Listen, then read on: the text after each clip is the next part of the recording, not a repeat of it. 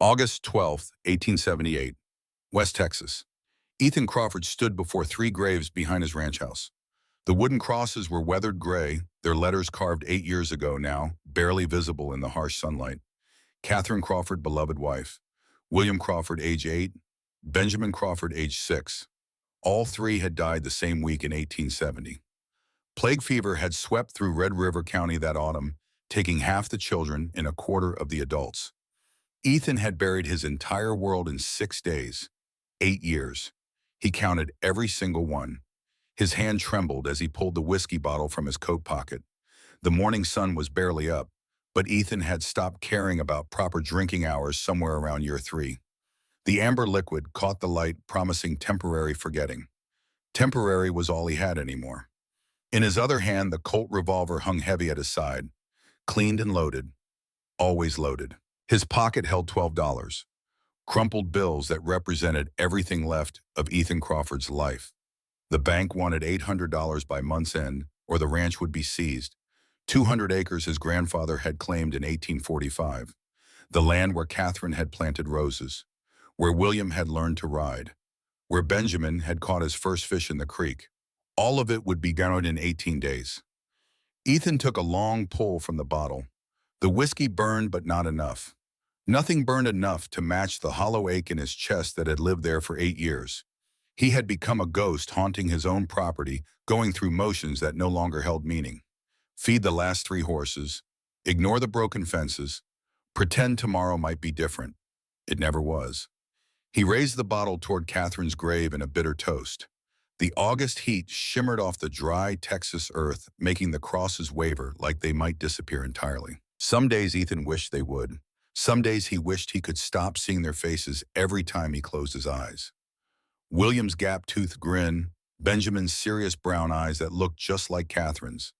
Catherine herself laughing as she hung laundry, her hair catching the sunlight like spun copper. Dead. All dead. And Ethan was still here, which felt like the cruelest joke God could play. Ethan Crawford had been dead for 8 years. He just hadn't had the courtesy to stop breathing. The sound of a train whistle cut through the morning silence. The railroad crossing was 2 miles east, where the tracks cut through his property on their way to Red River. Ethan checked his pocket watch. 7:15 right on schedule, the eastbound freight heading to Kansas City. He needed to ride into town today, had to try one more time to negotiate with the bank, though he knew it was pointless. Martin Hayes at the First National Bank of Red River had been patient for years, but patience had limits. Everyone's did. Ethan corked the bottle and shoved it back in his pocket. The Colt stayed on his hip. Old habits from the war died hard. He turned toward the barn, each step requiring conscious effort. Getting through each day was like walking through deep mud, possible but exhausting. The barn door hung crooked on its hinges, another thing he should fix, another thing that would outlast his ownership.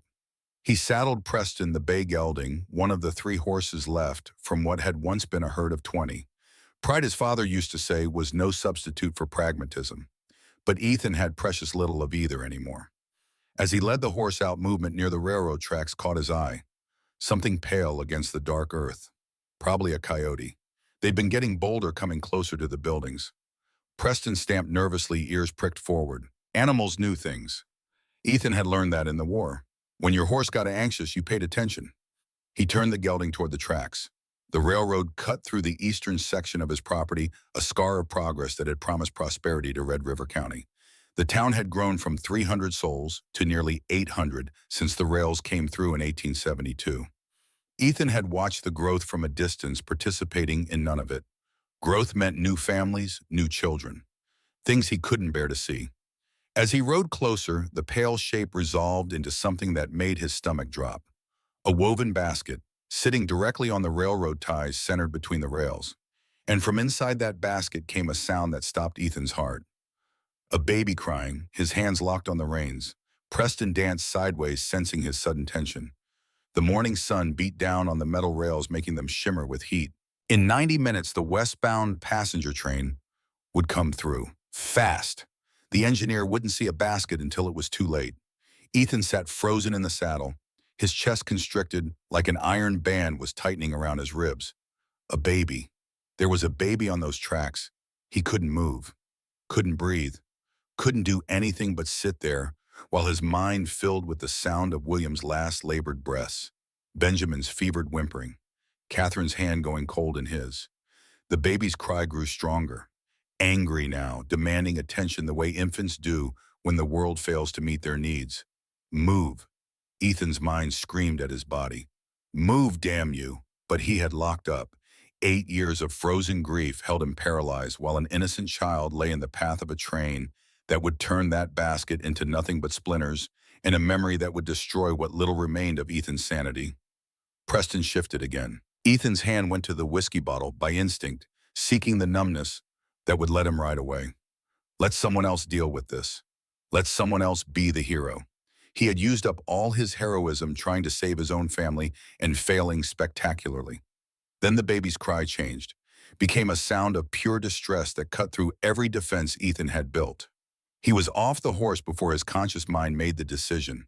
His boots hit the ground, and he was running. Legs that had barely functioned for 8 years suddenly remembering how to move with purpose. The rocky ground between the fence line and the tracks seemed to stretch forever, his breathing harsh in his ears. He reached the basket and dropped to his knees beside the rails.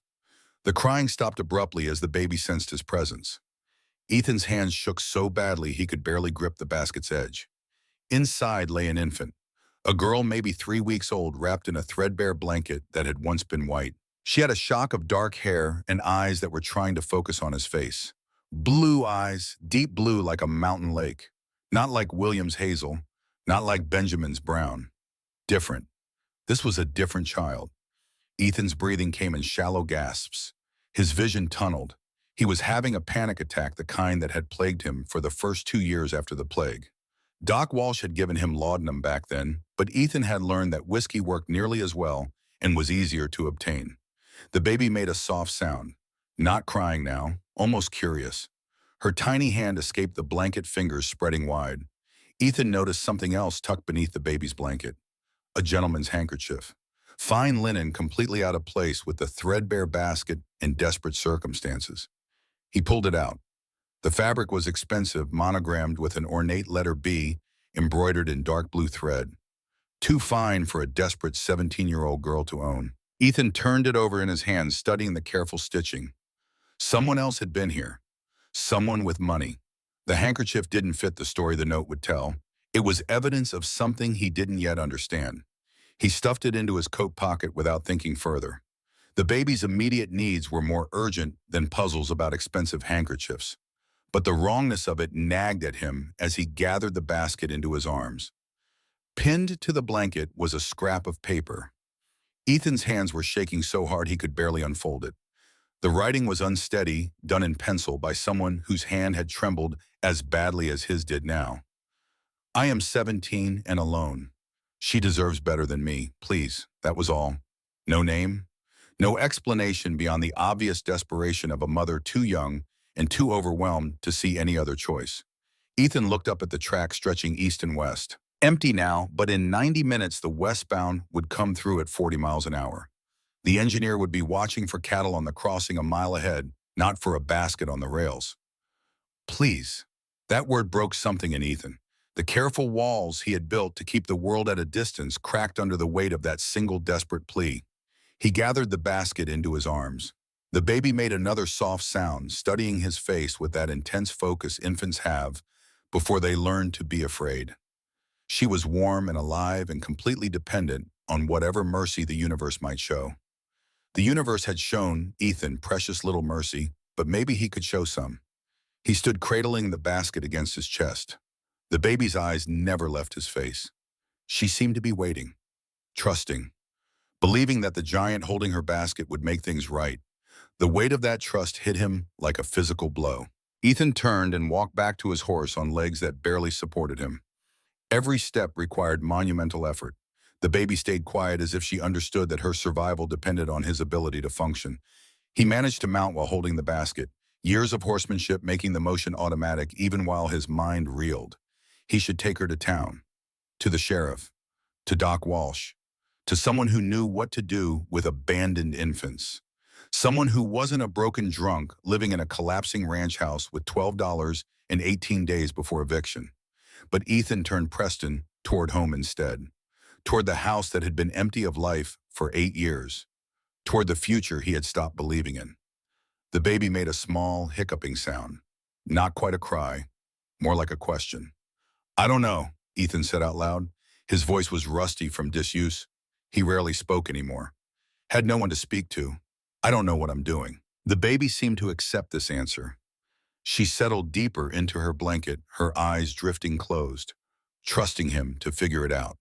Ethan Crawford, who couldn't figure out how to get through a single day without whiskey, who woke up every morning wishing he hadn't, who stood at 3 graves and begged for the courage to put a bullet in his own head.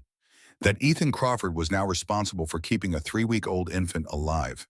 He wanted to laugh at the absurdity, or cry, or scream, but he did none of those things because the baby was sleeping now, and waking her seemed like the worst possible option.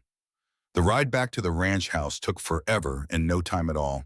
Ethan's mind spun in circles. What did babies need? Milk. Obviously milk. He had no milk. The house had been out of fresh supplies for weeks. He lived on hardtack jerky and whiskey. The baby would need changing. Probably needed it now, given the smell starting to emerge from the basket. Ethan had no idea how to change a baby. Catherine had handled all that with William and Benjamin. Ethan had held them and played with them and taught them to ride. But the practical care had been Catherine's domain. Catherine, who had been dead for 8 years. Ethan dismounted in front of the porch, still cradling the basket. The baby slept on peaceful in her ignorance of how thoroughly unprepared her rescuer was. The house loomed before him, doors he hadn't opened in months, rooms he avoided because they held too many ghosts. He couldn't bring a baby into that tomb, but the alternative was taking her to town, and Ethan found he couldn't do that either. Not yet, not until he had time to think. Time to understand why finding this child felt like the universe had reached down and grabbed him by the throat. "Please," the note had said. "Please." "All right," Ethan whispered to the sleeping infant. "All right, but just until I figure out what to do." The baby's hand curled into a tiny fist against the blanket. Her chest rose and fell with the easy breathing of the truly innocent. She had no idea that the man holding her was the least qualified person in Red River County to care for an infant. No idea that he woke up every morning wishing for death. No idea that the last time he'd felt anything other than crushing emptiness was the day he'd buried his family. Ethan carried her inside. The house was exactly as he'd left it that morning. Exactly as he'd left it every morning for 8 years. The main room held furniture covered in dust. Catherine's rocking chair sat empty by the cold fireplace. The kitchen through the doorway to the right had been bare of real cooking for so long the pots had rusted. He stood in the middle of the main room holding the basket, absolutely paralyzed by indecision. The baby woke up. Her eyes opened, focused on his face again, with that unnerving intensity, and then her face crumpled. The cry that emerged was surprisingly powerful for such a small creature. Demanding, urgent, refusing to be ignored. "I know," Ethan said helplessly. "I know. Just give me a minute to think." But thinking was beyond him. The baby's cries grew louder, more insistent. She was hungry or wet or both, probably both. And Ethan Crawford, who had survived 4 years of war and 8 years of grief, had absolutely no idea what to do. He needed help, needed someone who understood babies, someone who could tell him how to make the crying stop before it broke whatever fragile thing had started to crack in his chest when he'd read that desperate note. The town. He had to go to town. Ethan placed the basket carefully in Catherine's rocking chair. The irony was not lost on him. The baby screamed louder, face turning red. Her little fists waved in outrage at being set down. 5 minutes, Ethan told her. "Give me 5 minutes." He ran to the barn, saddled Preston with shaking hands, and rode for Red River like the devil himself was chasing him. The baby's cries followed him down the road, fading, but never quite disappearing from his mind. Red River had grown since Ethan last paid attention. New buildings lined Main Street. A proper hotel now stood where the old boarding house had been. The general store had expanded. People moved along the boardwalks with purpose, going about lives that had continued while Ethan's had stopped. He tied Preston at the hitching post outside the general store and stood for a moment trying to remember how to be around people. 8 years was a long time to be alone, long enough to forget the rhythms of conversation, the expectations of society. The store's bell chimed as he pushed through the door. The smell hit him immediately, leather and tobacco and coffee and 100 other scents of civilization. 3 customers browsed the shelves. Behind the counter stood Martha Evans, who ran the store with her husband. She looked up at the sound of the bell, and her eyes widened slightly. "Ethan Crawford," she said, surprise clear in her voice. "Haven't seen you in months." "Mrs. Evans!" Ethan's voice came out rough. "I need help." "Help with what?" Her expression shifted from surprise to concern. "You all right? You look pale." How did he even begin to explain? Ethan opened his mouth and closed it again, words failing completely. The bell chimed again. Someone else entered the store behind him. Ethan turned and found himself looking at a woman he didn't recognize. Late 20s, he guessed, though weariness made her look older, dressed in a traveling suit that had seen better days. She carried a carpet bag and had the defeated posture of someone who had reached the absolute end of their resources. "Excuse me," the woman said to Mrs. Evans. "I was told the telegraph office was next door." "That's right, honey, Mrs." Evans studied the woman with the sharp eye of someone who could read desperation. "But Bill Thornton doesn't open until 8. The woman's voice was tight with stress. "I need to find out if anyone has responded to my previous wires. I'm supposed to be meeting someone. A Mr. Thornton. But when I arrived yesterday, I was informed he passed away 3 months ago." Understanding dawned on Mrs. Evans' face. "Oh, Lord, you're the mail-order bride." The woman flinched at the blunt term but nodded. "Margaret Ashford, from Boston. I have all the correspondence. Everything was arranged. But now there's no one to meet me, and I'm out of money, and I don't know what to do." Ethan stood frozen as the 2 women talked. Mail-order bride. He knew about those arrangements. Desperate women from back east corresponding with men on the frontier who needed wives. Sometimes it worked out, sometimes it didn't. This clearly hadn't. "I have teaching experience," Margaret Ashford continued, "and I can cook and clean and manage a household. Surely someone in town needs help. I can work for room and board until I earn enough for train fare back to Boston." Teaching Mrs. Evans looked thoughtful. "We don't have a school yet, though folks have been talking about starting one. But let me think on who might need household help." "I need help," Ethan heard himself say. Both women turned to stare at him. Margaret Ashford's eyes were green. He noticed. Clear, sharp green that suggested a quick mind behind them. "I'm sorry," she said. "Ethan Crawford." He stuck out his hand automatically. Margaret shook it with a firm grip that surprised him. "I have a ranch outside town, and I need someone who knows about babies." "Babies?" Margaret's eyebrows rose. "You have children, Mr. Crawford." "Oh, yes, not mine." The words tumbled out in a confused rush. "I found one. This morning, on the railroad tracks. Someone left her there, and I don't know what to do. She's crying, and I don't know how to make it stop." The confession hung in the air. Both women stared at him like he'd sprouted a second head. "You found a baby," Mrs. Evans said slowly, "on the tracks in a basket, with a note." Ethan knew he sounded insane, felt insane. The mother said, "Please. I took her back to my ranch, but she's crying, and she probably needs milk and changing. And I don't know how to do any of that." "Where is she now?" Margaret's question was sharp, concerned. "At my house, in the rocking chair." "You left an infant alone?" Margaret's expression shifted from confusion to alarm. "Mr. Crawford, we need to get back there immediately. That's what I'm trying to do, but I need help. I don't know anything about babies." He looked directly at Margaret Ashford. "You said you need work. Room and board. I can offer that. $20 a month if you can teach me how to keep that baby alive." "You want to hire me to care for an abandoned infant?" Margaret said it like she was testing the words to see if they made sense. "To teach me how to care for her. Until I figure out what to do next." Ethan was already moving toward the door. "I have to get back. She shouldn't be alone." "Wait," Margaret picked up her carpet bag. "You're serious. You found an abandoned baby and you want to hire me to help care for it, her." "Not it. Her." Ethan held the door open. "Are you coming or not, Margaret?" Ashford looked at Mrs. Evans, who shrugged with the universal gesture of stranger things have happened in Texas. Then she looked back at Ethan, studying him, measuring something. "Your ranch? Where is it? 2 miles east, on the railroad line. And you have a room where I could stay. Separate from your quarters, I have a whole house. I've been living in the barn." That was an exaggeration, but only slight.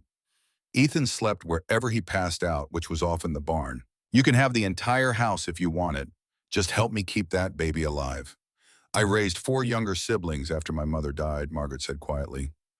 I know about caring for infants, but Mr. Crawford, we need to involve the sheriff. An abandoned child is a legal matter. After Ethan said, after she stops crying and we make sure she's all right. Please, there was that word again. Please, the word that had cracked his defenses when he'd read it on that note. The word he now used like a weapon against this stranger's reasonable objections. Margaret Ashford closed her eyes briefly, then opened them with the expression of someone making a potentially terrible decision. All right, let's go see about this baby. The ride back to the ranch was the longest 2 miles of Ethan's life. He pushed Preston harder than he should have, Margaret riding behind him on the saddle with her carpet bag clutched tight. She didn't complain, even though the pace had to be uncomfortable. He could hear the baby crying before they even reached the house. The sound carried across the empty land like an accusation. How could you leave me alone, it seemed to say. I trusted you. Ethan practically fell off the horse. He ran into the house with Margaret close behind him. The baby was exactly where he'd left her, screaming with the full force of her tiny lungs. Her face was purple with rage and fear and abandonment. Margaret dropped her carpet bag and went straight to the rocking chair. She lifted the baby with practiced ease, cradling the infant against her shoulder and making soft shushing sounds. The crying didn't stop immediately, but it modulated, became less panicked. She's soaked through, Margaret said, her hands efficiently checking the baby. And she's dehydrated. How long has it been since you found her? Ethan checked his pocket watch. An hour and a half, and you have no milk, no clean cloths. Margaret looked around the dusty, neglected room. Mr. Crawford, this house is not suitable for an infant. I know. Shame burned in Ethan's chest. I know. That's why I need help. Margaret studied him for a long moment while the baby fussed against her shoulder. Whatever she saw in his face made her expression soften slightly. All right, here's what we're going to do. You're going to ride back to town and buy supplies. I'll give you a list. While you're gone, I'll clean one room enough to be safe for her. When you get back, we'll feed her and get her comfortable. Then we'll talk about what comes next. Agreed, Ethan nodded, grateful to have someone tell him what to do. Grateful to have the responsibility shared even temporarily. Margaret rattled off a list of necessities. Milk, sugar, bottles, soft cloth for diapers, soap, blankets. The list went on. Ethan committed it to memory, too rushed to write anything down. And Mr. Crawford, Margaret's green eyes fixed on him. While you're in town, talk to the sheriff. Tell him what you found. This baby has a mother somewhere who made a desperate choice. People need to know. Ethan wanted to argue, wanted to keep this contained private, not involving the law that might take the baby away. But Margaret was right. This wasn't just about him. He nodded again and ran back out to Preston. The horse was exhausted but responded when Ethan urged him back toward town. Behind him through the open door, he could hear Margaret singing to the baby, a lullaby, soft and sweet and full of comfort. The crying was getting quieter. Red River was busier now. Mid-morning brought out the shoppers and the businessmen. Ethan tied Preston at the general store again and went inside with Margaret's list burning in his memory. Mrs. Evans raised her eyebrows when she saw him back so soon but didn't comment. Just helped him gather everything. Her expression knowing. At the counter, as she tallied his purchases, she said quietly, "You're doing a good thing, Ethan." "I don't know what I'm doing." Most new parents don't. She wrapped the milk bottles in paper. "Your total is $7.60. Ethan counted out the bills, watching his $12 shrink to $4 and change. But babies needed supplies more than he needed whiskey. That was a new thought, an uncomfortable one. From the general store, he went to the sheriff's office. Sheriff Tom Garrett was older than Ethan remembered. Or maybe Ethan just hadn't noticed the gray in the man's hair the last time they'd spoken, which had been years ago. Garrett looked up from his desk when Ethan entered, surprise crossing his weathered face. "Crawford, didn't expect to see you. Found something this morning." "Sheriff, thought you should know." Ethan explained about the basket on the tracks. The note, taking the baby back to his ranch. Garrett listened without interrupting, his expression growing graver. "You should have brought her straight here," Garrett said when Ethan finished. "I know, but she was crying and I didn't know what to do, and I couldn't think straight." Garrett studied him. "You all right, Jake? You look like hell." "I'm managing." The lie was automatic. Word around town is, you've been managing with a bottle. That true? Ethan didn't answer. Didn't need to. His silence said everything. Look, about the baby. Garrett's tone shifted to official. Proper procedure is to take her to the county orphanage in Helena. That's the law. Abandoned children go into state care until a home can be found. Something cold settled in Ethan's chest. How long does that take? Finding a home depends. Could be weeks, could be months. Orphanage is overcrowded as it is. Garrett pulled out a form. I'll need to make a report. Description of the baby, where you found her, what the note said. Then I'll contact Helena and arrange transport. When train goes through tomorrow morning, I'll have one of the matrons from the church accompany her. Tomorrow, less than 24 hours. Ethan's hands clenched into fists. What if I wanted to keep her? The words surprised both of them. Garrett looked up sharply. Keep her, Jake. You can barely keep yourself together. No offense, but a man who lives on whiskey isn't suitable to raise an infant. I stopped drinking today. This morning. Another lie, but one Ethan intended to make true. And I hired help. A woman from Boston who knows about babies. She's at the ranch now, taking care of things. A woman. Garrett's tone suggested he knew exactly what kind of arrangement this might be. A mail-order bride who showed up for a dead man. She needs work. I need help. It's a practical arrangement. Ethan leaned forward. Sheriff, I found that baby. I pulled her off those tracks before the train could kill her. Doesn't that count for something? It counts for you doing the right thing in the moment. Doesn't mean you're equipped to raise a child. Garrett wasn't being cruel, just honest. Jake, I remember what you were like before the plague. Good man, good father. But that was 8 years ago. You've been a ghost since then. Living out there alone, drinking yourself to death slowly. That's no environment for a baby. Every word was true. Ethan knew it, but he also knew that for the first time in 8 years, he'd felt something other than crushing emptiness. Fear, yes. Panic, certainly. But also a desperate need to keep that infant safe. To not fail another child. Give me a chance, Ethan said. Don't send her to Helena tomorrow. Give me a week. Let me prove I can do this. And if you can't, what happens to her then? Then I'll bring her to you myself and you can send her wherever the law requires. Ethan met the sheriff's eyes. 1 week. That's all I'm asking. Garrett was quiet for a long moment.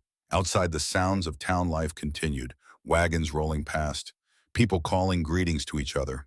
The normal rhythms of a community that had moved on while Ethan stayed frozen. I could lose my job for this, Garrett finally said. Bending the rules on child welfare. I'm not asking you to bend anything, just delay. 1 week before you file the official report. Give me a chance to get things in order. Another long silence. Then Garrett pulled the report form toward himself and began writing. But slowly, very slowly. I'll give you 3 days. That's it. 3 days to prove you can provide a proper home.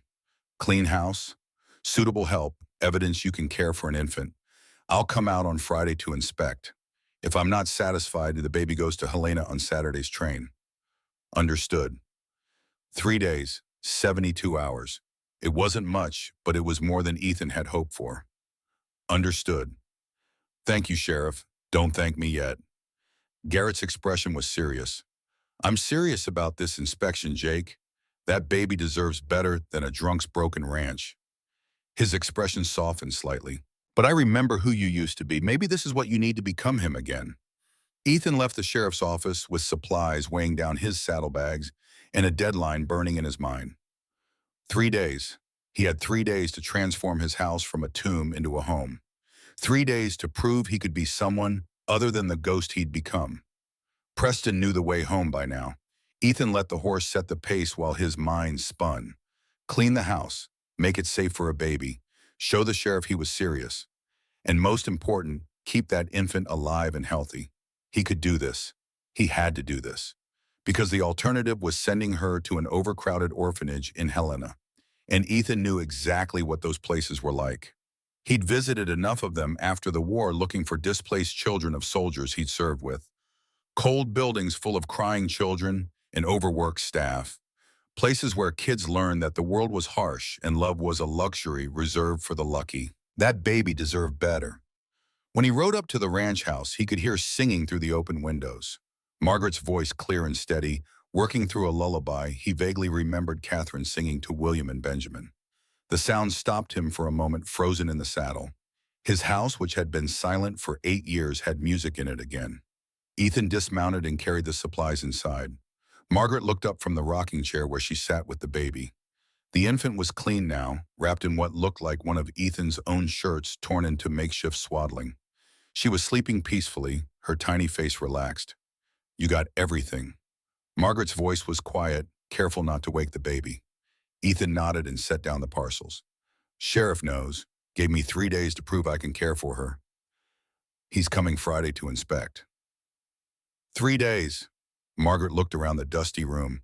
"We'll need more than 3 days to make this house suitable. Then we'd better get started." For the first time in 8 years, Ethan Crawford had a purpose beyond simple survival.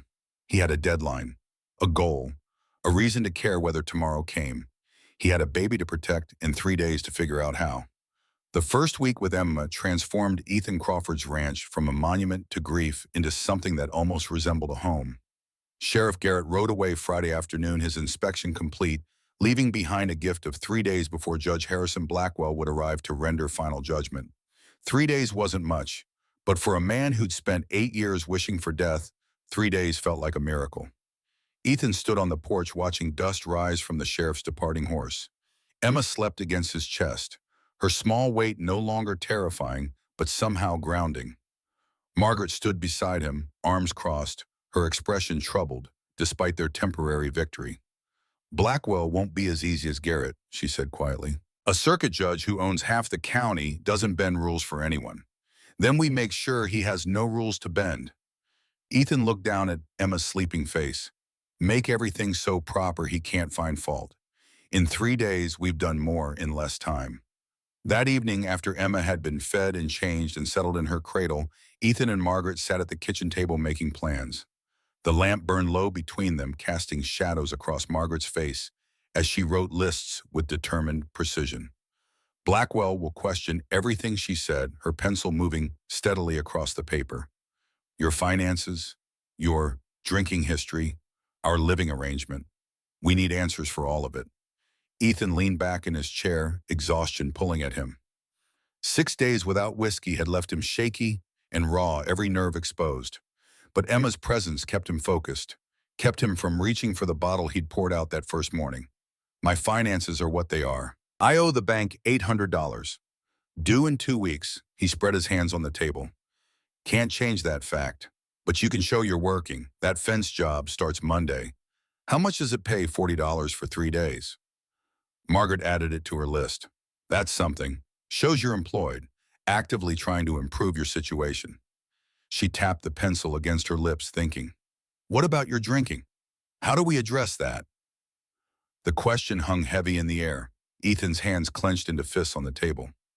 "Truth, I guess, that I've been drunk for 8 years, that finding Emma made me stop, that I'm 6 days sober and fighting to stay that way. 6 days won't impress a judge. It's all I've got." Margaret was quiet for a moment, studying him across the table. The lamplight caught in her green eyes, making them seem to glow. "Then we make him understand that every day counts, that 6 days for a man like you is the equivalent of 6 months for someone else." "You don't know me well enough to say that. I know enough." She set down her pencil. "I know you lost everything 8 years ago. I know you've been living half dead ever since. I know that finding Emma woke something in you that had been sleeping. That's the story we tell Blackwell. Not about failure, about redemption." Ethan wanted to believe her, wanted to think that a judge would see past his history to his intentions. But experience had taught him that the world didn't reward intentions. It rewarded results and respectability, and things Ethan had none of. Saturday afternoon brought an unwelcome visitor. Ethan was repairing the fence near the house when he heard hoofbeats. He looked up to see a rider dismounting, his deputy's badge gleaming in the sunlight. "Deputy Ethan," said, straightening, keeping his voice neutral. "Crawford." The man's eyes swept over the property, taking note of every improvement. The mended fences, the cleaned yard, the fresh paint on the porch. "Just doing a preliminary inspection before Tuesday's hearing. My father likes to be thorough. Sheriff Garrett already inspected on Friday." "My father is not Sheriff Garrett." The deputy pulled out a small notebook. "May I see the child?" Ethan led him inside where Margaret was feeding Emma. The deputy's gaze lingered on the domestic scene, his expression unreadable. He made notes without speaking. "The baby appears healthy," the deputy said after a moment. "You've done better than expected." He walked to the basket where Emma had first slept, studying it with uncomfortable intensity. "This is where you keep her during the day, Yim." The deputy's eyes swept the room again, then landed on Ethan. "Tell me again about finding her." "Exactly where on the railroad tracks, east section of my property." "Right on the rails, between the ties." "And there was nothing else with her, no other items besides the basket and blanket?" The question was too specific, too careful. Ethan's hand moved unconsciously to his coat pocket, where the monogrammed handkerchief still rested tucked away since that first morning. He'd meant to give it to Sheriff Garrett, but had forgotten in the chaos. Some instinct made him hold back now. "Just the basket, blanket, and a note from the mother," Ethan said, watching the deputy's face carefully. The deputy's shoulders relaxed fractionally. The tension Ethan hadn't even noticed eased from his posture. "I see. Well, I'll report back to my father." He closed his notebook with a sharp snap. As the deputy moved toward the door, he paused, his hand on the frame. His eyes went to Emma one more time, and for just a moment, something flickered across his face. Recognition, fear, guilt. It passed too quickly for Ethan to read, but it left him deeply uneasy. "One more thing, Crawford." The deputy's voice was cold now. "Don't get too attached to that baby. My father's already decided she belongs in Helena. Tuesday's hearing is just a formality. No amount of fence mending or house cleaning will change his mind." The certainty in his voice sent ice through Ethan's veins. This wasn't a warning, it was a promise. The deputy mounted his horse and rode away, leaving Ethan standing in the doorway, his hand still resting on the handkerchief in his pocket. The expensive fabric felt wrong against his calloused fingers. Evidence of something he didn't yet understand. After the deputy left, Ethan stood in the yard long after the dust had settled. Something wasn't right. The deputy's questions had been too pointed, his interest in Emma too intense. In that moment of fear, when Ethan mentioned the basket, the deputy knew more about Emma's origins than he was saying. Ethan pulled out the handkerchief, studying the ornate letter B in the fading light. Whoever had left this with Emma had money power. And something told Ethan that the deputy's visit hadn't been about inspection at all. It had been about making sure Ethan didn't know too much. He tucked the handkerchief back into his pocket and walked inside where Margaret was settling Emma for her afternoon nap. "There's another problem," Margaret said that night, her voice dropping. "The deputy, Nathan Blackwell, he made it clear that our living arrangement looks improper. Unmarried man and woman under one roof, that undermines everything. I gave you the bedroom.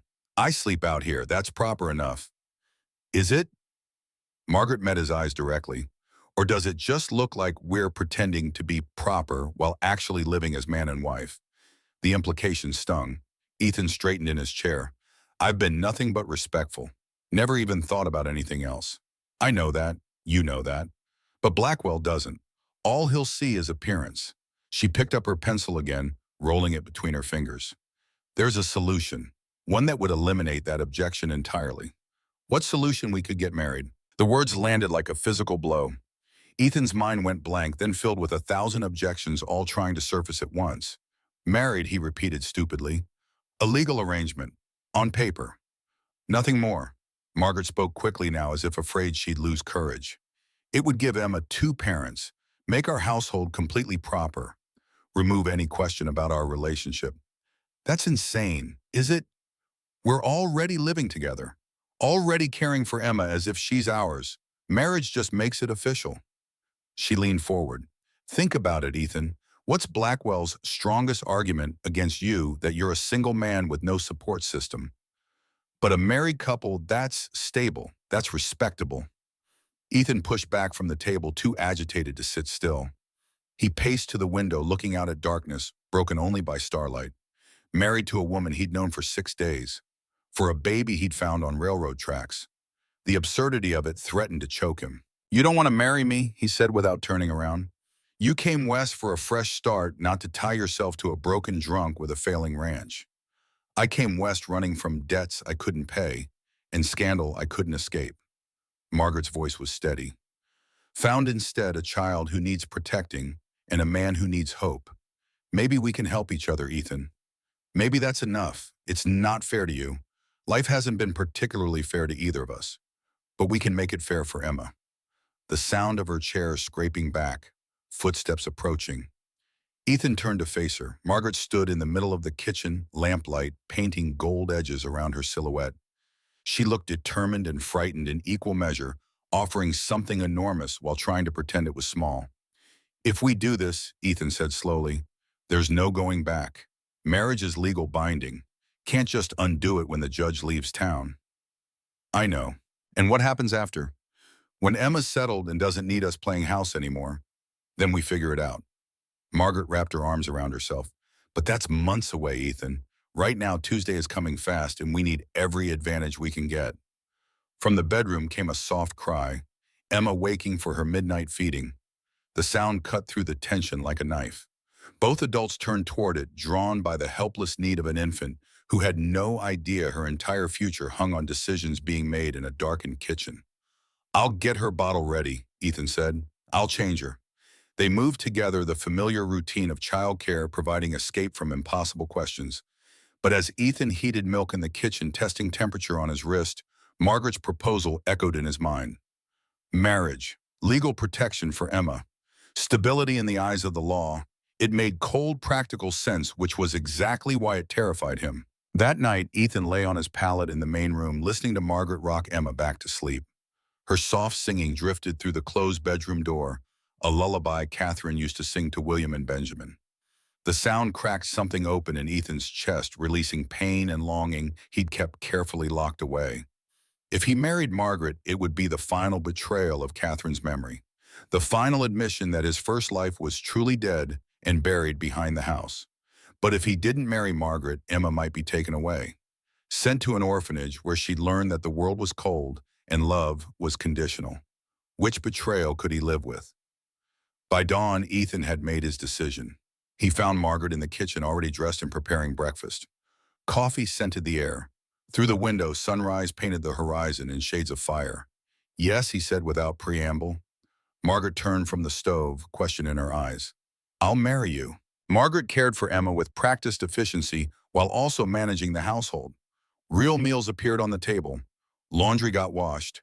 The house began to smell like something other than dust and abandonment. They existed in a strange bubble of almost family playing parts they'd been assigned by circumstance, learning to work together while avoiding any discussion of what Monday's ceremony would actually mean. Saturday evening brought an unexpected visitor. Ethan was in the barn when he heard hoofbeats. He stepped outside to see Doc Walsh dismounting, medical bag in hand. Evening, Ethan. Thought I'd check on the baby, make sure she's thriving before Tuesday's hearing. Relief washed through Ethan. Appreciate that, Doc. Come on in. Walsh examined Emma thoroughly while Margaret hovered nearby, answering questions about feeding schedules and sleep patterns. The old doctor's weathered face revealed nothing until he'd completed his inspection. She's gained weight, Walsh announced. Good color, alert and responsive. No signs of neglect or poor care. He looked up at Ethan and Margaret. You're doing well with her. Better than I'd hoped, honestly. We're trying, Ethan said. I can see that. Walsh packed his instruments. I'll write a full medical report for Judge Blackwell. State clearly that Emma is thriving in your care. Medical testimony carries weight with judges. Why are you helping us? Margaret asked quietly. You barely know us. Walsh paused, considering his answer. Because 8 years ago, I watched a good man bury his family and then bury himself. Thought Ethan Crawford was lost for good. But this baby, she's brought him back to the living. That's worth supporting. After Walsh left, Ethan stood in the yard watching the doctor's silhouette fade into dusk. Behind him through the open door, he could hear Margaret singing to Emma, the sounds of life in a house that had been dead for so long. Tomorrow, he said, to the empty air, to Catherine's grave behind the house, to whatever ghost still lingered. Tomorrow I marry another woman. Not because I love her, not because I've forgotten you, but because a baby needs parents and I'm trying to be one. I hope you understand. The wind whispered through dry grass. No answer came, but Ethan hadn't really expected one. Sunday morning dawned gray and cool, unusual for August in Texas. Ethan dressed in his only suit, pulled from a trunk where it had languished for 8 years. The black fabric smelled of mothballs and regret. He fumbled with the collar, his hands shaking too badly to manage the buttons. Here. Margaret appeared in the doorway, Emma in her arms. "Let me help." She passed the baby to Ethan and began fastening his collar with quick, efficient fingers. This close, Ethan could smell lavender soap and milk and something uniquely Margaret.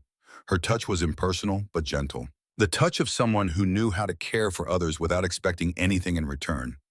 There she said, stepping back, "You look respectable. I look like a man going to his own funeral. You look like a father preparing to fight for his daughter." Margaret's eyes were fierce. "Hold on to that today. When people stare, when they whisper, remember why we're doing this." The ride to Red River felt endless. Ethan drove the wagon with Emma bundled between him and Margaret. The baby slept peacefully, ignorant of the stares that would follow them, ignorant that today was about changing perception, about becoming respectable enough to keep her. Red River's church stood white and stark against the gray sky. Its bell was already ringing, calling the faithful to Sunday service. Ethan tied the wagon and helped Margaret down, acutely aware of how many eyes watched from windows and doorways. Inside the church smelled of wood polish and old hymnals. Families filled the pews, children squirming in Sunday clothes, adults nodding greetings to neighbors. Conversation died as Ethan entered with Margaret and Emma. Silence spread like plague. Ethan forced himself to walk down the center aisle, found an empty pew near the back, sat down with Margaret beside him, Emma cradled in her arms. Every eye in the building tracked their movement. Whispers started like rustling leaves. Then Emma made a sound, a happy gurgle that shattered the tension. Several women smiled. The spell broke. Normal conversation resumed, though Ethan could feel speculation following him like smoke. Reverend Samuel Price was younger than Ethan expected, maybe 45, with the weathered face of a man who'd spent years traveling between frontier towns. His eyes found Ethan immediately when he reached the pulpit. Surprise registered, then something warmer. Approval, maybe. The service proceeded with hymns and scripture and a sermon about lost sheep. Price spoke about shepherds who left 99 to save one, about the value of a single soul. Ethan tried to focus, but his mind kept sliding forward to tomorrow, to Judge Blackwell, and the arguments he'd have to make. After the service, people approached cautiously. Mrs. Evans from the general store came first, cooing over Emma and telling Margaret what a fine job she'd done getting the baby healthy. Sheriff Garrett nodded from across the room. Wordless support. Doc Walsh shook Ethan's hand with a grip that said, "Keep fighting." But not everyone was friendly. Ethan spotted Nathan Blackwell near the door, watching with cold calculation. The deputy made notes in a small book, recording who spoke to Ethan, who showed support, building evidence for his father's case. When most of the congregation had left, Reverend Price approached. He looked at Emma with gentle curiosity, then at Ethan and Margaret with something sharper. "I heard about the baby you found," Price said. "About what you're trying to do. That takes courage, Mr. Crawford. Takes more than I've got, Reverend. That's why we need your help." Ethan glanced at Margaret, drawing strength from her steady presence. "We'd like to get married tomorrow morning if you're available." Price's eyebrows climbed. "That's rather sudden." "It's necessary," Margaret said firmly. "Judge Blackwell arrives Tuesday. We need to present a stable family situation. Being married eliminates questions about our living arrangement." The Reverend studied them both with eyes that had seen every kind of human desperation. "Marriage is a sacred covenant, not a legal strategy. We understand that." Ethan met his gaze directly. "But Emma needs parents who can keep her safe. Legal parents. We're prepared to be that for her." Price was quiet for a long moment. Outside, the last of the congregation dispersed into Sunday afternoon. The church felt vast and empty around the four of them. "All right," Price finally said. "Tomorrow morning at 8, here at the church. You'll need 2 witnesses." "Can you arrange that? We'll find them," Margaret promised. Walking out into gray daylight, Ethan felt the weight of commitment settling on his shoulders like a physical burden. Tomorrow he'd be married to a woman he'd known barely a week for reasons that had everything to do with survival and nothing to do with love. "Mary, forgive me," he thought. But he knew Catherine would have understood, would have approved of anything that protected an innocent child. That afternoon, Ethan approached Mrs. Evans at the general store. The older woman was reorganizing shelves, her movements efficient despite her age. "Mrs. Evans, I need to ask a favor." She turned, flour dusting her apron. "What kind of favor? Would you witness a wedding tomorrow? Mine and Miss Ashford's." Understanding dawned on Mrs. Evans's face. "Oh, Ethan, you're really doing this. For Emma." to make everything legal and proper before the judge arrives. Mrs. Evans's eyes went misty. Of course I'll witness. It's a good thing you're doing, both of you. She reached out and squeezed Ethan's hand. Your Catherine would be proud. The mention of his first wife hit like a punch. Ethan managed to nod and mumble thanks before escaping the store. Outside, he leaned against the hitching post, breathing hard, fighting memories that threatened to drown him. Sheriff Garrett found him there 10 minutes later. You all right, Ethan? Getting married tomorrow. To Margaret. Need a second witness. You willing? Garrett didn't hesitate. Of course. 8 o'clock at the church, yeah. The sheriff studied him with knowing eyes. This is smart. Gives you a stronger case with Blackwell. But it's also a big step. You sure you already know? But I'm doing it anyway. That's all any of us can do. Garrett clapped him on the shoulder. See you tomorrow morning. Ethan returned to the ranch as the sun was setting. Margaret had dinner waiting. Emma already fed and sleeping. They ate in silence, the weight of tomorrow's ceremony hanging between them like fog. Nervous, Margaret finally asked. Terrified. Me too. She set down her fork. But we're doing the right thing for Emma. Keep telling myself that. Then keep believing it. Margaret stood, beginning to clear dishes. This isn't about us, Ethan. It's about giving that baby every possible chance. If that means getting married, then that's what we do. Her practical certainty steadied him. Ethan helped with the dishes, grateful for routine and simple tasks. Later, as Margaret prepared for bed, he sat on the porch with Emma sleeping against his chest. The Texas night was vast and star-filled. Somewhere out there, Emma's birth mother was living with the choice she'd made, wondering perhaps if her baby had survived, if someone had found her, if she was safe. She's safe, Ethan whispered to the darkness. Whatever happens tomorrow, whatever Blackwell decides, I'll make sure she's safe. Emma stirred, her tiny hand gripping his shirt, holding on even in sleep, trusting him completely. Ethan would not fail that trust. Monday morning arrived cold and clear. Ethan woke before dawn, too anxious to sleep. He lay on his pallet, watching darkness fade to gray, listening to Margaret move quietly in the bedroom, Emma's soft breathing audible through the door. Today he would marry a stranger. Today everything would change. He rose and dressed with shaking hands. His suit felt like a costume. His face in the mirror looked like a stranger's, pale and drawn and terrified. You can do this, he told his reflection. For Emma, you can do this. Margaret emerged from the bedroom, carrying Emma, both of them dressed for the occasion. She'd done something different with her hair, pinning it up with a few loose curls framing her face. She looked beautiful and scared and determined. Ready? She asked. No, but let's go anyway. The ride to town passed in silence. Emma dozed in Margaret's arms. The morning was cool enough that their breath misted. By the time they reached Red River, Ethan's hands had gone numb on the reins. Whether from cold or fear, he couldn't tell. At the church, Reverend Price was waiting. Mrs. Evans arrived moments later, her face bright with happy tears. Sheriff Garrett came last, looking official and supportive. They gathered before the altar. Ethan and Margaret facing Price, the witnesses behind them. Emma stirred but didn't wake. Morning light filtered through plain glass windows, painting everything in soft gold. Price opened his Bible. His voice when he spoke was gentle but firm. Dearly beloved, we are gathered here in the sight of God to join this man and this woman in holy matrimony. The familiar words washed over Ethan like waves. He'd heard them before. 17 years ago, standing beside Catherine in a different church. That ceremony had been full of hope and love and the promise of a future together. This one was full of desperation and necessity and the fragile hope that legal papers would be enough to save a child. Marriage is not to be entered into. Lightly, Price continued, but reverently, soberly, and in the fear of God. Ethan's hands were shaking. Margaret reached over and took one, her grip warm and steady, anchoring him when he wanted to run. Do you, Ethan Crawford, take this woman to be your lawfully wedded wife? To have and to hold from this day forward? For better or for worse, for richer or for poorer, in sickness and in health until death do you part. The words stuck in Ethan's throat. This was it, the point of no return. He looked at Margaret, at her green eyes steady on his, at Emma sleeping peacefully in her arms. I do. His voice came out hoarse but clear.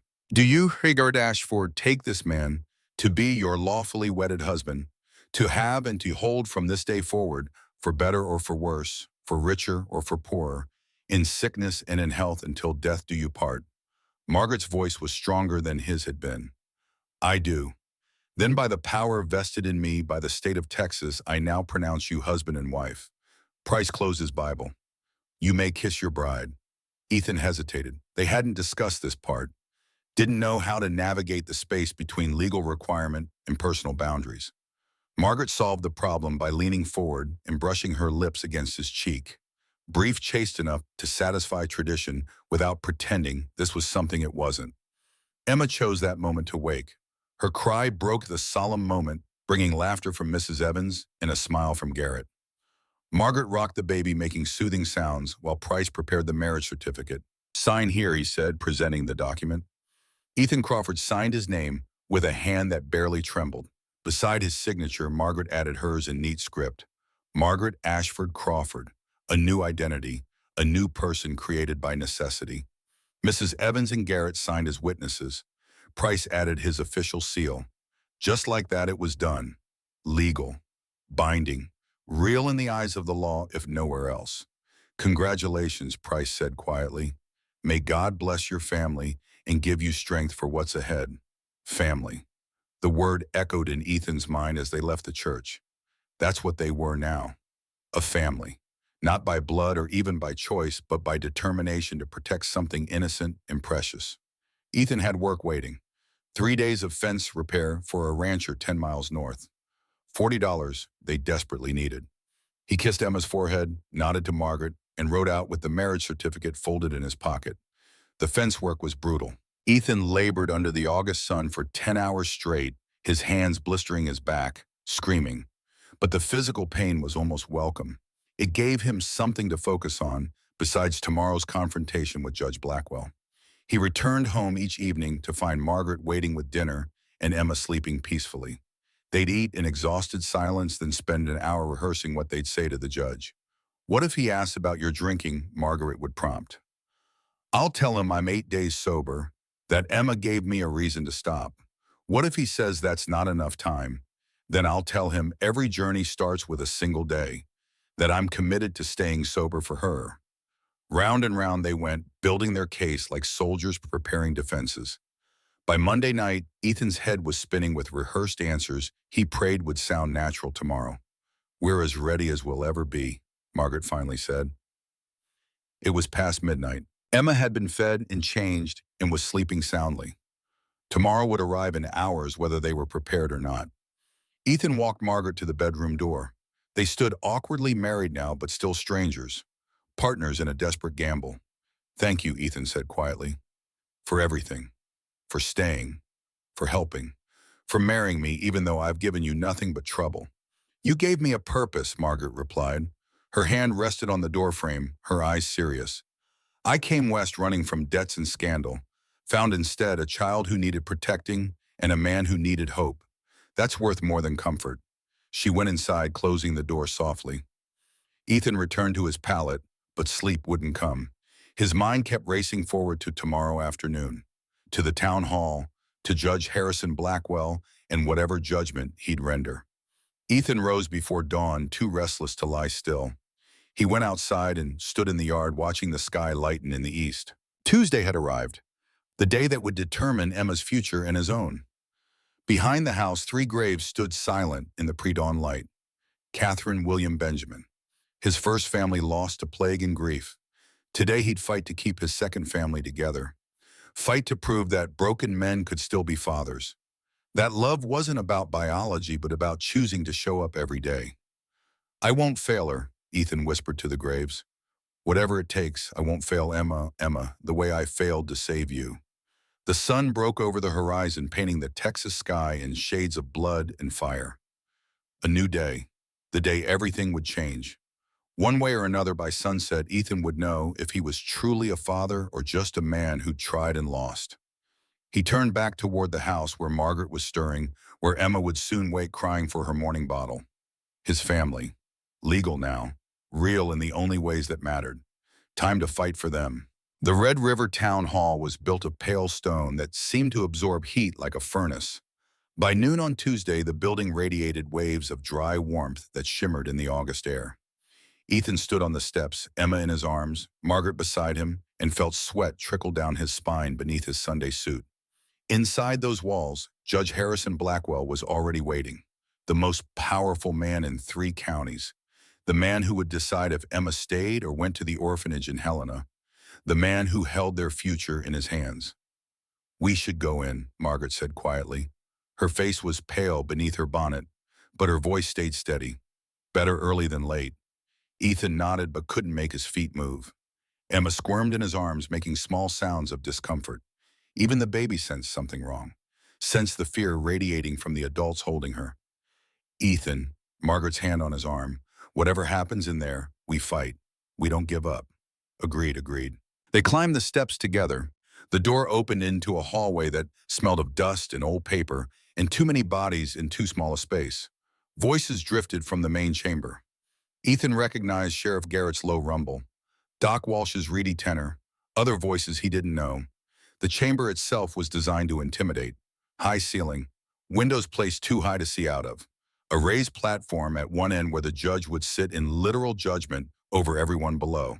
Wooden benches lined both sides, already half filled with townspeople curious about the hearing.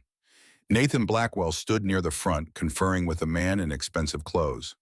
The deputy saw Ethan enter and smiled coldly, said something to his companion that made both men turn and stare. "That's the judge," Margaret whispered. The older man, Harrison Blackwell, was in his late 50s with iron gray hair and the bearing of someone born to authority. His clothes were tailored, his boots polished to a mirror shine. Everything about him spoke of money and power and the absolute certainty that his decisions mattered. He studied Ethan with the clinical interest of a man examining livestock at auction, assessing worth, finding it lacking. Ethan forced himself to meet that gaze, to not look away, to stand straight and hold Emma with confidence, even though his insides churned with fear. "Mr. Crawford," Sheriff Garrett appeared at Ethan's elbow. "You'll sit here on the front bench. When the judge calls you, step forward and answer his questions directly. Don't volunteer information. Don't argue. Just answer what he asks. What are our chances?" Garrett's expression was grim.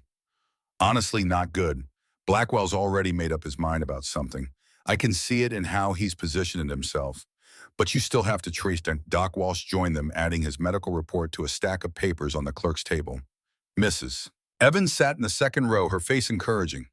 Reverend Price stood near the back, Bible in hand, ready to testify if needed. They had allies. They had evidence. They had truth on their side. But Judge Blackwell had the law. At precisely noon, the clerk stood and called the room to order. Everyone rose as Judge Blackwell took his seat behind the raised bench. The man moved with deliberate slowness, making everyone wait, establishing dominance before a word was spoken. "Be seated." Blackwell's voice was deep and carried authority like a physical force. "We're here to determine the proper placement of an abandoned female infant, approximately 3 weeks of age, found on August 12th by Ethan Crawford. Mr. Crawford subsequently took the child to his ranch rather than immediately notifying authorities. The way he said it made Ethan's rescue sound like kidnapping, made saving Emma's life sound like a crime. Mr. Crawford," Blackwell's gaze fixed on Ethan like a hawk spotting prey, approached the bench. Ethan stood his legs, threatening to betray him. Margaret took Emma from his arms. He walked forward alone, acutely aware of every eye watching. Every breath seemed loud in the silent room. "State your full name for the record." "Ethan William Crawford, age 46, occupation rancher, horse breeder." The words felt hollow. Ethan hadn't successfully bred horses in 8 years. "Current financial status." The question hit like a fist. Ethan swallowed hard. "I owe $800 to First National Bank, due at month's end, about 18 days from now." Murmurs rippled through the room. Blackwell made a note. "So you're facing foreclosure, loss of your property. Yet you chose to take responsibility for an infant. Explain your reasoning." "I found her on the railroad tracks. The westbound train would have killed her in minutes. I couldn't leave her there." "No one's questioning your initial rescue, Mr. Crawford. I'm questioning your decision to keep her rather than immediately placing her in proper care. I wanted to make sure she was safe first, healthy, before handing her over to strangers. Strangers like the county orphanage, the institution designed specifically to care for abandoned children. Blackwell leaned forward. Or were you hoping to leverage this child somehow? Perhaps thinking a helpless infant would generate sympathy. Make people forget about your debts, anger flared in Ethan's chest. No, I wanted to protect her. From what? From a clean facility with trained staff, or from losing the romantic story of the broken rancher who finds redemption through a baby? Blackwell's voice dripped with contempt. I've seen men like you before, Mr. Crawford. Men who think good intentions excuse poor judgment. Ethan's hands clenched into fists at his sides.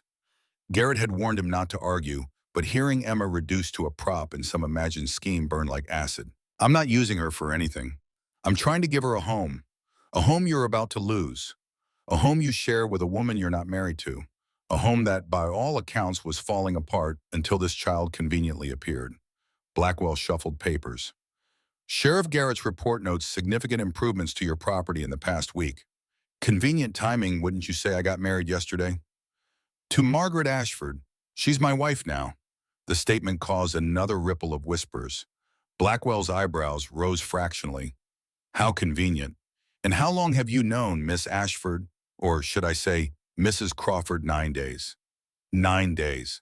Blackwell let the words hang. You've known this woman 9 days and married her, found a baby 9 days ago and claim you want to adopt it. Quite a lot of life-changing decisions in a very short period, Mr. Crawford. Almost as if you're desperate to create the appearance of stability. I am desperate. Desperate to keep Emma safe. Emma, you've named the child. Blackwell made another note. Tell me about your drinking, Mr. Crawford. How much whiskey would you say you consume in an average week? The change of topic was deliberate, designed to catch Ethan off balance. He took a breath, steadying himself. I was drinking heavily for 8 years, since my wife and sons died of plague fever. Was drinking. Past tense, I stopped 9 days ago, when I found Emma, 9 days sober after 8 years of alcoholism. And you expect this court to believe that's a permanent change? Blackwell's voice was almost gentle, now more dangerous because of it. Mr. Crawford, I've presided over hundreds of cases involving men who swore they'd stopped drinking. Men who believed one moment of clarity meant they were cured. They were all lying, usually to themselves most of all. I'm not lying, perhaps not intentionally. But 9 days proves nothing. A month would prove nothing. A year might start to suggest genuine change. Blackwell leaned back in his chair.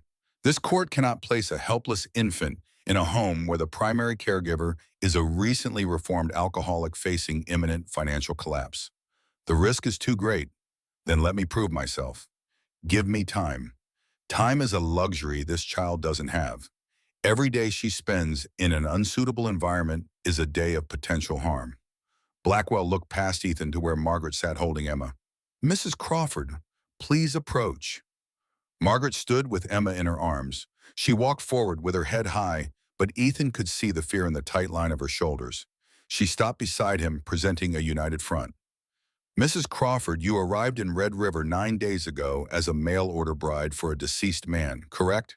Yes, Your Honor. And within hours of arriving, you agreed to live with Mr. Crawford and help care for this infant. Why? Because she needed help, and I could provide it. How noble. And the marriage yesterday, whose idea was that? Margaret's chin lifted slightly. Mine. I suggested it would strengthen Mr. Crawford's case for keeping Emma. So you married a man you barely know for strategic reasons, to help him maintain custody of a child neither of you has any legal claim to. Blackwell's expression was unreadable. Tell me, Mrs. Crawford, what do you get out of this arrangement? The question was a trap. Ethan could see it forming. Any answer Margaret gave would sound mercenary or foolish.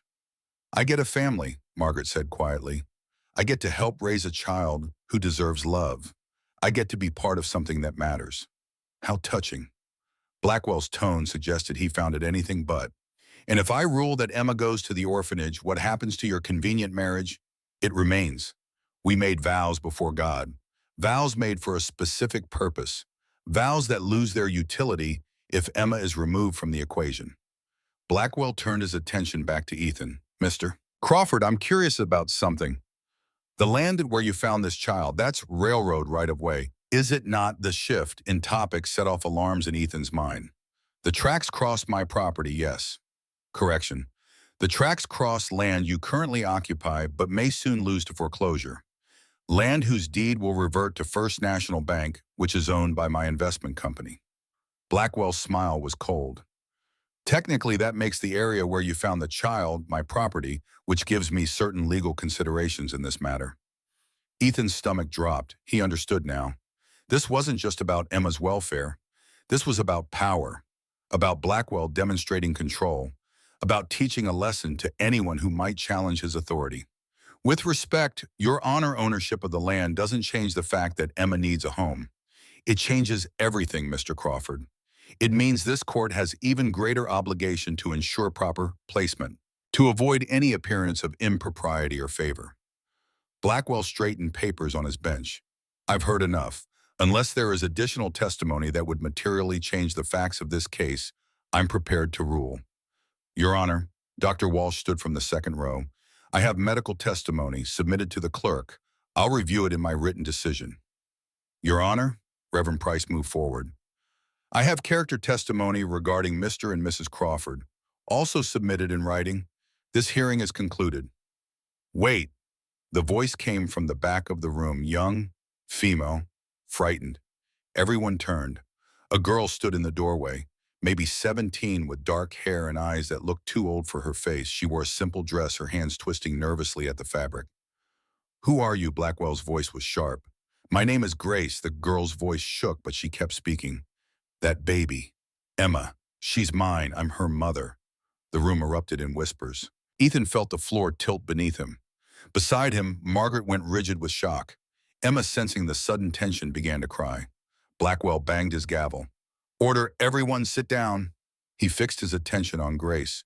You claim to be the child's biological mother. Yes, sir. Why did you abandon her? Grace flinched at the harsh word. I didn't want to, but I had no choice. I was 17 and alone, and I couldn't keep her safe. Yet now you appear in my courtroom claiming maternal rights. Convenient timing. Blackwell's voice was knife-sharp. Who sent you here? No one sent me. I heard about the hearing, heard that Emma was alive and safe. I came to see her, to know she was all right. Blackwell gestured impatiently. Speak, then. Grace's hands were shaking violently now. Her voice dropped to barely above a whisper. I was attacked by a man with power who knew no one would believe me if I told. When I realized I was pregnant, my family threw me out, said I'd shame them. The father's name.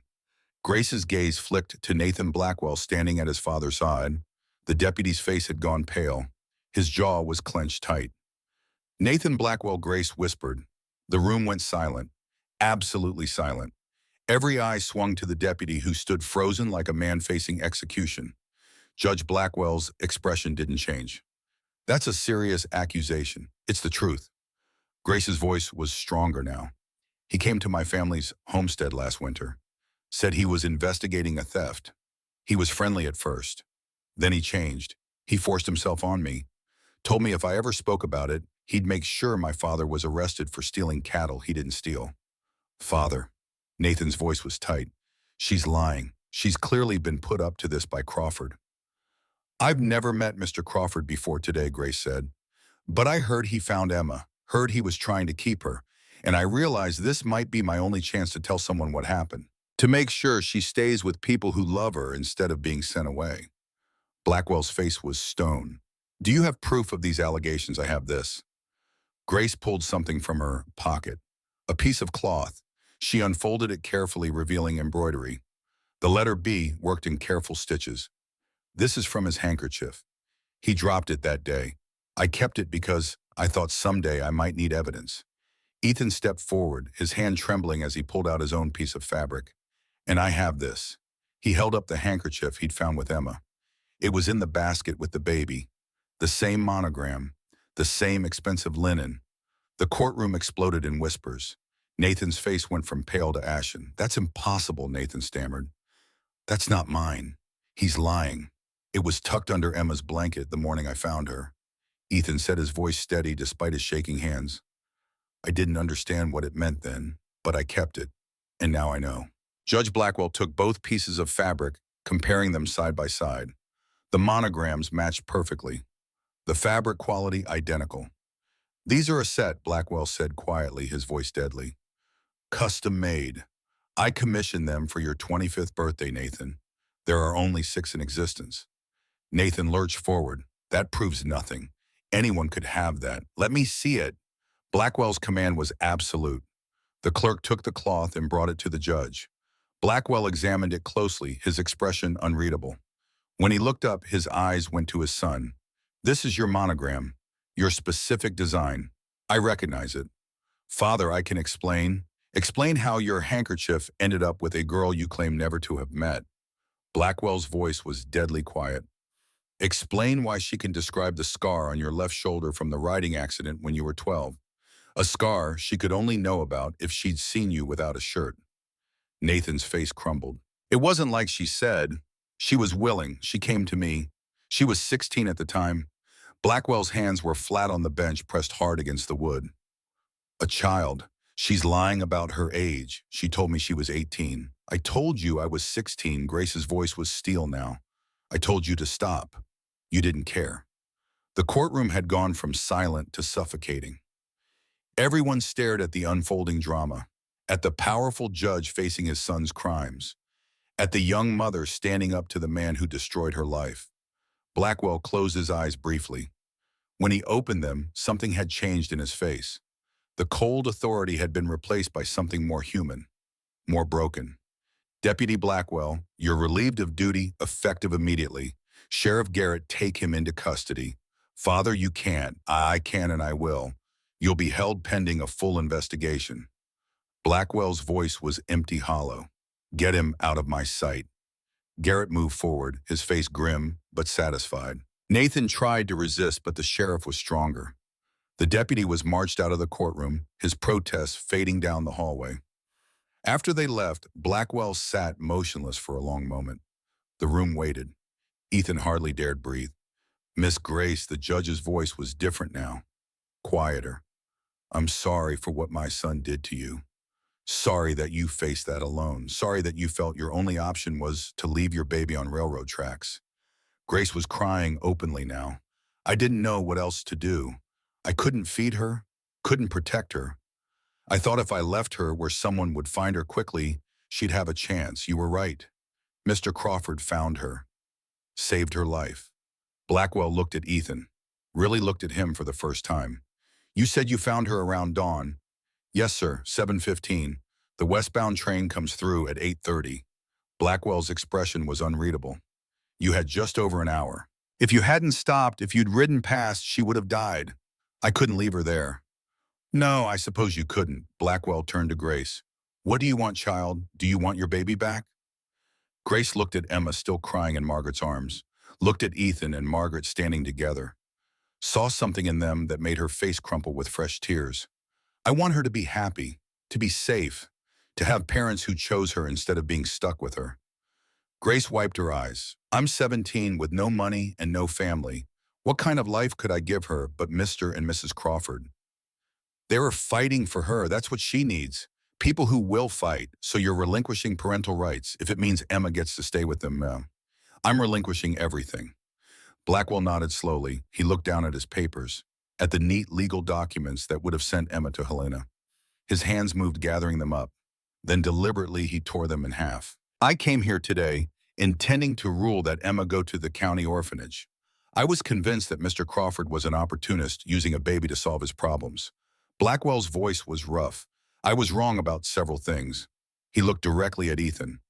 You saved that child's life. Then you changed yours to give her a home. You got sober, got married, made your ranch suitable for an infant, all in 9 days. That's not opportunism, Mr. Crawford. That's love. Ethan's throat was too tight to speak. Beside him, Margaret had begun crying silently, tears streaming down her face while Emma finally quieted in her arms. Doc Walsh's medical report states the child is thriving in your care. Reverend Price's testimony speaks to your character. Sheriff Garrett confirms you're making genuine efforts to improve your situation. Blackwell set down his papers. And Miss Grace's testimony confirms that you're the right home for Emma, Your Honor. Ethan managed to force words out. What are you saying? I'm saying that I'm granting you and Mrs. Crawford temporary custody of Emma, pending formal adoption proceedings in 6 months. During that time, you'll meet monthly with Doc Walsh to verify the child's continued well-being. You'll work with Reverend Price to establish yourself in the community, and you'll stay sober. I will. I promise. Promises are easy, Mr. Crawford. Keeping them is hard. But I believe you'll try. Blackwell picked up his gavel. One more thing. Your mortgage with First National Bank. I'm extending the payment deadline by 6 months. That should give you time to establish your horse breeding operation and then generate income. Ethan stared. Why would you do that? Because my son destroyed one family. I won't let his actions destroy another. Blackwell's face was carved from granite. Consider it partial restitution for what Miss Grace suffered. It's not nearly enough, but it's what I can offer. He brought the gavel down with a sharp crack. This hearing is concluded. Emma remains with the Crawford family. Case closed. The courtroom erupted, people surging forward to offer congratulations. Mrs. Evans crying openly, Doc Walsh shaking Ethan's hand, Reverend Price saying prayers of thanksgiving. Through it all, Ethan stood in shock, unable to quite process what had just happened. They'd won. Against all odds, they'd won. Margaret pressed Emma into his arms. The baby had calmed, now her blue eyes studying his face with that serious infant focus. Her tiny hand reached up and grabbed his finger with surprising strength. Papa Grace said softly.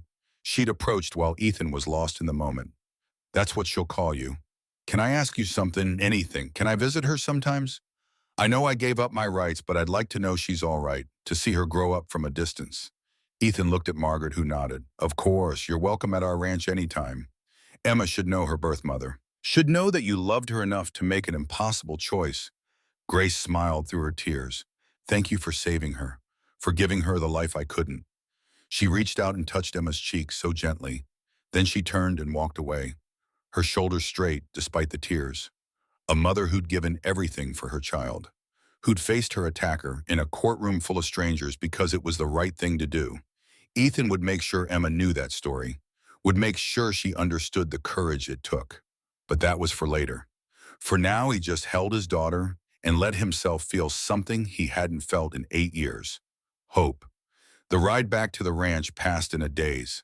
Ethan drove the wagon with Margaret beside him, Emma sleeping peacefully between them.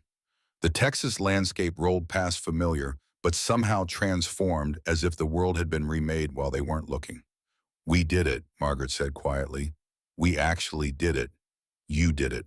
That marriage idea, that made the difference. We did it together. She looked at him, green eyes serious. That's what partners do, Ethan. They face impossible things together. Partners, the words settled in Ethan's chest, warm and unexpected. They'd started as strangers making a desperate bargain, but somewhere in the past 9 days, they'd become something else, something real. At the ranch, Ethan unhitched the horses while Margaret took Emma inside. When he entered the house, he found his wife sitting in the rocking chair, the baby nursing peacefully, humming softly. The scene was so domestic, so perfectly ordinary, that it took his breath away. This was his life now. This was his family. He knelt beside the rocking chair, one hand on Emma's back, feeling her breathe. Thank you, he said to Margaret, for everything, for staying, for fighting, for making this possible. Thank you for giving me a reason to fight. Margaret's hand covered his. We're going to be all right, Ethan. All 3 of us. That night, after Emma had been put to bed, Ethan walked out to the 3 graves behind the house. The moon was full, painting everything in silver light. He knelt before Catherine's cross, his hand on the weathered wood. We won today, he said quietly. Emma's ours now, legally, forever. I wish you could have met her, Catherine. She's got your stubbornness, the way she holds on when she wants something. Won't let go. The wind whispered through the grass, gentle, almost like forgiveness. Margaret's a good woman, different from you, more practical, less laughter maybe, but strong. She's teaching me how to live again, how to hope. He traced the letters carved into the cross. I'm going to try to be happy again, to build something with Margaret and Emma. It won't replace what we had, nothing could. But maybe it'll be enough. Maybe it's what you'd want for me. He pressed his forehead against the cross. Thank you for William and Benjamin, for the years we had, for teaching me how to love. I'm using those lessons now. Being the father Emma needs, the husband Margaret deserves, because you showed me how. He stood wiping his eyes. Behind him, lamplight glowed in the house windows. Inside, his family was waiting, his second chance. his redemption. Ethan Crawford walked away from the graves and toward the light, toward the future, toward hope. 6 months later, spring came to Texas with a riot of wildflowers and fresh beginnings. Ethan stood in the barn examining a new foal that had been born during the night. The foal was strong and healthy, the first successful birth from his breeding program in 8 years. The beginning of something that might actually work. Ethan. Margaret's voice from the house. Someone's coming. He walked outside to see a wagon approaching. As it drew closer, Ethan recognized Judge Blackwell, the man who'd changed everything, who'd given them a chance when he had every reason not to.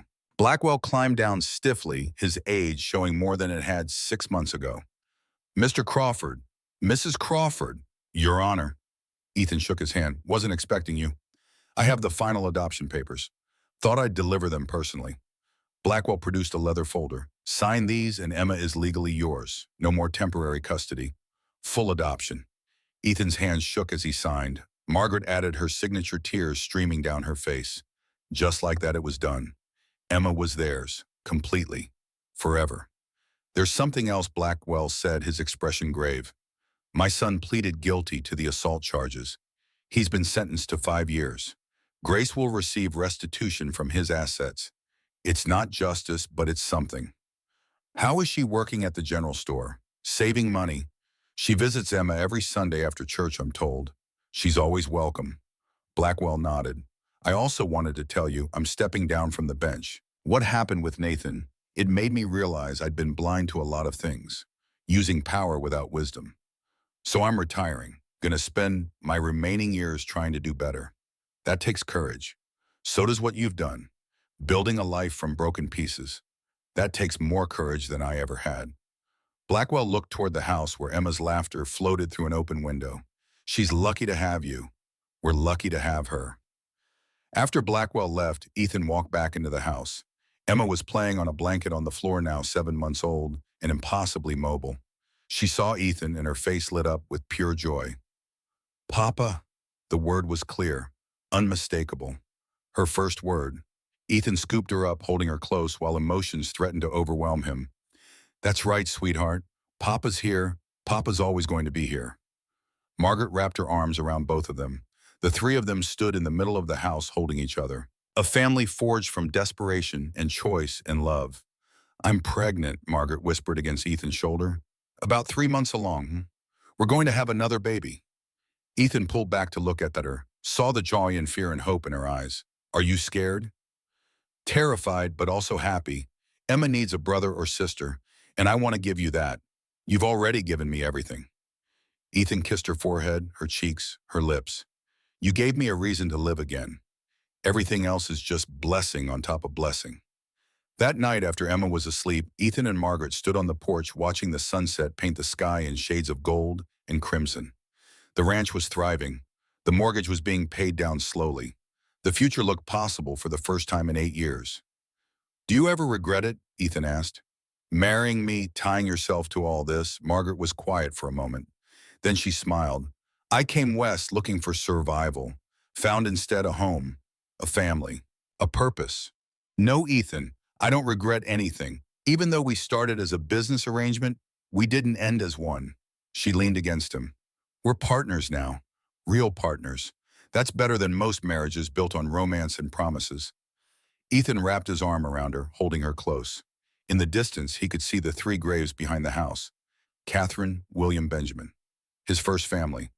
Always part of him, but no longer consuming him. I think they'd approve, Margaret said softly, following his gaze. Your first family. I think they'd be happy you found a way forward. I hope so. I know so. She took his hand and placed it on her stomach.